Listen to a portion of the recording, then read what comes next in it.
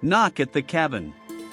1. A 7-year-old is traveling with her new parents, Eric and Andrew, at their remote lodge in Burlington District, New Jersey. During her visit, Wynn is moved toward by a secretive outsider named Leonard.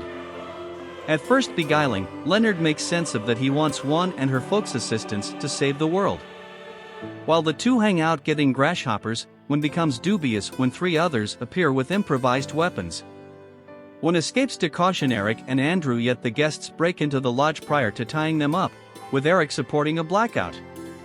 Leonard and his sidekicks Sabrina, Adrian, and Redmond guarantee to have never met before this day and have zero desire to hurt the family, yet somewhat recently, they have been constrained by dreams and an obscure ability to track down the family. The gathering predict a forthcoming end of the world wherein Leonard claims seas will rise, a plague will slip, the sky will fall, lastly a ceaseless obscurity will plunge. This must be deflected in the event that the family kills one of their own as a penance.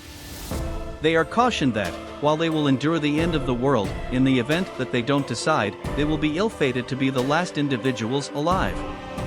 Eric and Andrew accept the gathering is lying and the assault is established in disdain and dreams.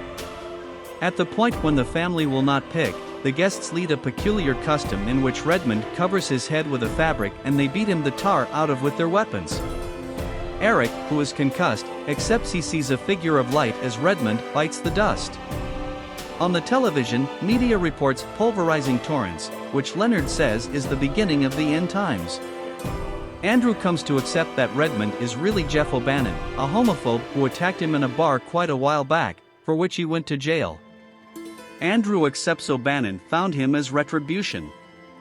Leonard, Sabrina, and Adrian question assuming Andrew is correct in battle with their responsibility, however keep up with that they trust their dreams.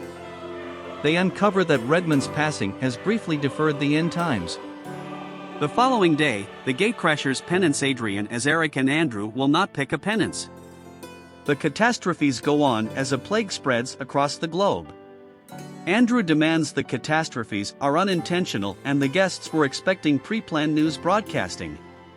Sabrina depicts how she and different guests were driven by their dreams and impulses to regard each as other on the web, execute subtleties of their arrangement like their weapons, and to move ahead when they needed to stand up to. Andrew figures out how to get away and recovers his weapon from the vehicle and takes shots at Sabrina until she takes off. Andrew tracks down Redmond's wallet and demonstrates to Leonard that he was Jeff.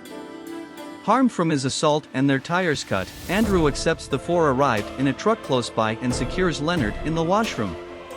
Sabrina breaks into the house, and Andrew lethally harms her. Leonard then fools Andrew into coming into the restroom and overwhelms him, taking the firearm. Leonard actually forfeits Sabrina, and the transmission shows unconstrained plane accidents occurring all over the planet. Understanding their time is practically up, Leonard takes the 3 onto the back deck as the sky darkens and lightning starts to set the earth ablaze. Prior to forfeiting himself, Leonard lets them know they have just minutes to choose before it is past the point of no return and slices his throat. Eric presently accepts that the occasions are genuine, and the gatecrashers each address the 4 horsemen of the end times.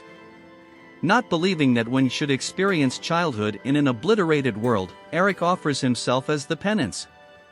He guarantees that he saw a light before the guests killed Redmond, and that he saw a fate of the world actually making do and when it is grown up, and Andrew is still there for her. Eric feels that they were decided to forfeit their family in light of the fact that their family's adoration was unadulterated. Andrew then hesitantly shoots and kills Eric. Andrew and Wynn find the guests' truck with their possessions that substantiate their accounts. They drive to a jam-packed close-by cafe, where news provides details regarding the television affirm that the debacles have died down and the world is saved. Getting back to the truck, the radio turns on and plays Boogie Shoes by Casey and the Daylight Band, the tune Eric played for them on their drive to the lodge, as the two crash once again into the world.